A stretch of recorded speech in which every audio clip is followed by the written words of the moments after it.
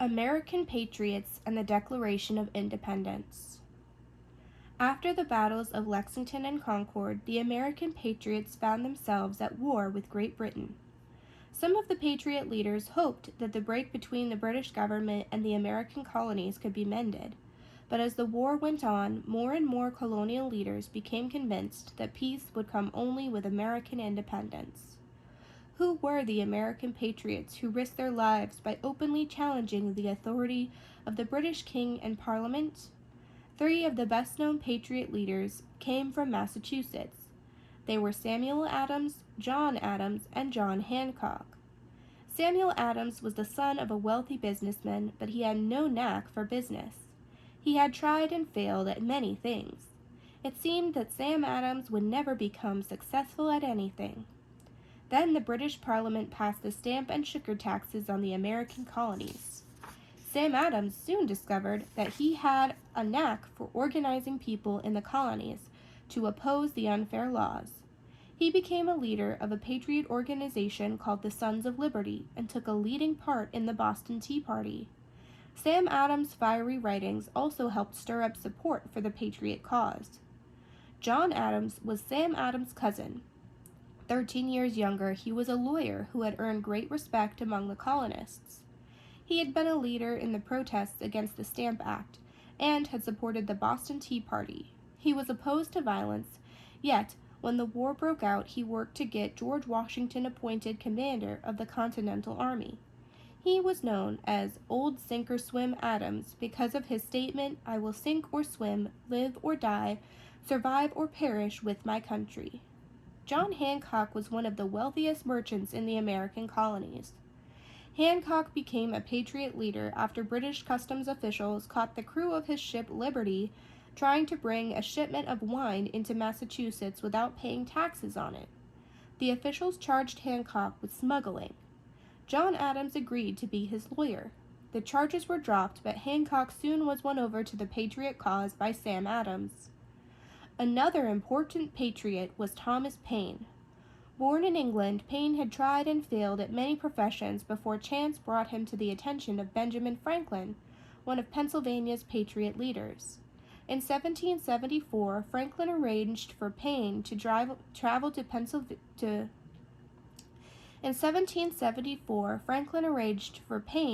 to Philadelphia and get work as a writer and editor. When war broke out, Thomas Paine found the work he was meant to do. In January of 1776, Paine's pamphlet Common Sense was published with the help of Franklin and another Philadelphia patriot, Dr. Benjamin Rush. In the pamphlet, Paine put in words what many others were thinking, that the American colonies had no choice but to declare their independence from England. In the summer of 1776, the spirit of independence grew throughout the colonies. Delegates from the colonies met in Philadelphia at the Second Continental Congress. They decided it was time to make a formal declaration about why they would no longer obey King George III and the British Parliament. John Hancock was the president of the Congress. Other members included John and Samuel Adams, Benjamin Franklin, Benjamin Rush, the wealthy Pennsylvania patriot Robert Morris, and Richard Henry Lee and Thomas Jefferson of Virginia. Thomas Jefferson was the author of a number of important writings on law, politics, and education. It was no surprise when he was chosen by Congress to write what came to be one of the greatest documents in history, the Declaration of Independence. Here is a calendar of events of the Second Continental Congress during those fateful days.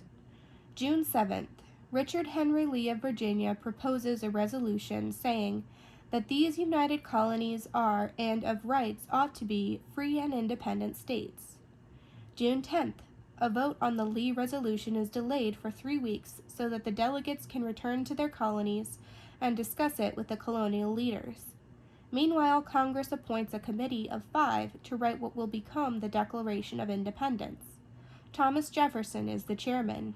June 28th, Jefferson discusses the declaration he has written with John Adams and Benjamin Franklin.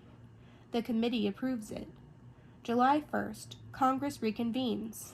July 2nd, the Lee resolution is passed by Congress. July 3rd, Adams, Franklin, and Congress make a few small changes in the Declaration. July 4th. In the late afternoon, Congress approves the Declaration. Church bells ring out. July 5th. Printed copies of the Declaration are sent out to all the colonies.